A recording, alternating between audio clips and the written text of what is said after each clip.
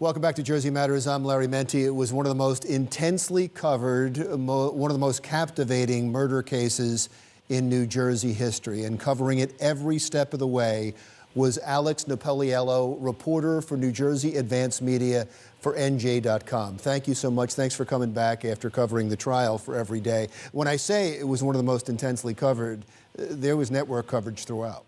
Yeah, so all the major networks were there. At one point, Inside Edition came down. A lot of the newspapers picked it up, stories in the Post, the Times, the Washington Post, the New York Post. All the papers were there every day for most of the trial. We were off in a media room that a feed from the courtroom was coming into a media room, and all the networks were jammed in there. I was inside the courtroom covering every day of it, and it was an intense trial. Yeah, and you had 2020 has already done their piece. Dateline, as you mentioned before we went on, is going to do a piece. For people that haven't been covering or watching the trial, just give a recap of what happened. Sure. So in December 2016, Sarah Stern's car was found abandoned on top of the Route 35 bridge in Belmar. A search for her was deployed immediately after that for 3 days. Her body was never recovered. There was a dive team that went into the Shark River, which is underneath the Route 35 bridge, to find her body. That was unsuccessful. Detectives, community members fanned out beach towns searching for her, never found a trace until February 2017. Her two childhood friends, Leah McAtasney and Preston Taylor, were arrested and charged in connection with her disappearance. One of the things we talked about the last time you were here was that the prosecution felt like they might have a tough case because there is no body. There was no body found, and how do you have a murder when there's not a body? That didn't seem to be a problem. So yeah, I mean, the defense obviously honed in on that in their opening and closing arguments, that there was no body, so that in itself raises reasonable doubt. And the defense tried to put pieces that maybe Sarah was still alive, that she had possibly fled to Canada, that she had issues with her family and was collecting belongings before she was killed, and so there was a possibility she maybe took her own life. And they planted these seeds, and throughout the trial they tried to make it seem as if there was no direct evidence that tied Leah McAtasney to the death of Sarah Stern. But unfortunately, in the end, he was convicted. Unfortunately, in the end, there was direct evidence, and the direct evidence, I would imagine in the trial, it was the video that you told us about before. Right. So, and when I say unfortunately for the defense, he was convicted, and a lot of that was because of a confession tape that prosecutors had captured him on camera talking to a friend about, in gruesome, chilling detail, about how he killed Sarah Stern. And I mean, when I say chilling detail, he talked about how the dog laid there and watched as he strangled Sarah before she walked out of her house in Neptune City. So he talked about how he intended to get $100,000, but that he only made away with around $8,000 to $10,000. But he said, quote, "I still have enough money to live comfortably and throw parties in my house." When you told me about the video the last time you were here, it was your impression, because he was speaking to a movie producer, that he was pitching a movie that sounded a lot like what happened with Sarah Stern.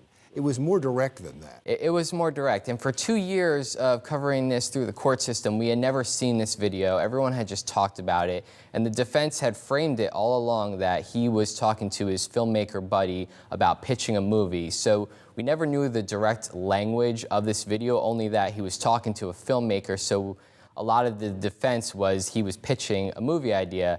However, the detail that he was talking was not in the frame of, this is a movie idea I have. It's, this is what I did, this is how I do it. Hey, you should make a movie about this. We've never come out and said, I have in this interview, you have several times in your pieces, we've never come out and said that there was a guilty verdict. Right. How long was the deliberation?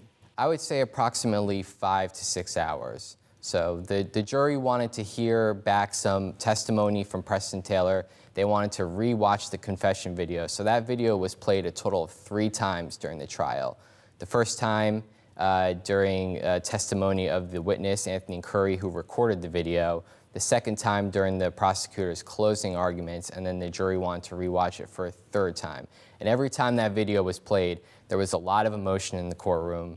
Sarah's father, Michael, was there with his family members. They cried throughout. The prosecutors stood in silence. The jury appeared stunned every time they watched it. So it had a lot of it had a heavy emotional impact during the trial, for sure. And sentencing is still to come? Yes, Liam is going to be sentenced on May 24th, and Preston will actually be sentenced that day as well. And the possibilities for each? Liam is facing up to life in prison without parole, and Preston is facing anywhere from 10 to 20 years. I've seen a couple of the headlines since the trial. One said, inside the 6-month plot to murder Sarah Stern. Was it a 6-month plot? Had he decided 6 months earlier that he was going to kill her? So it came out during the trial from testimony from Anthony Curry, who was the friend who recorded the video. So Liam had come to Anthony on Thanksgiving night in 2016 and said that he had been planning this for months since he found money with Sarah at her family's house in September of 2016. Since then, he was planning on how to get that money, and he told Anthony on Thanksgiving night in 2016, I'm going to strangle her and I'm going to steal the cash.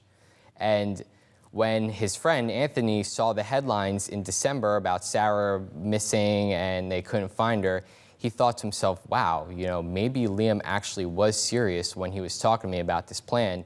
And the next month, he went to police with some this information. The other headline that was a little surprising was that Liam's mother still doesn't believe he did it. I guess that's to be expected. Yeah, so I mean, on 2020, she was interviewed, and she was talking about how, again, how her son made things up and was talking to Anthony and was making all this up to impress him. So that's what she believed, that's what the defense believed, but in the end, the jury didn't believe that. Have you spoken to any of the jurors?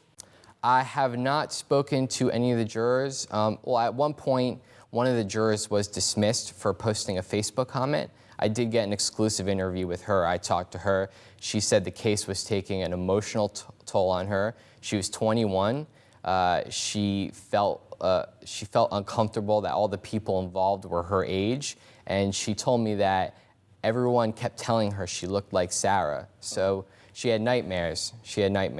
And afterwards, I wasn't able to get any interviews with the jurors. I tried. It's unusual. Yeah. I did speak to one juror who didn't want to give me an interview, but said, hey, look, I talked to the rest of the jurors. We don't want to speak to the members of the media because we want to see him behind bars for the rest of his life, and we don't want to mess that up. What's next for you? You're going to try to get an interview with Liam?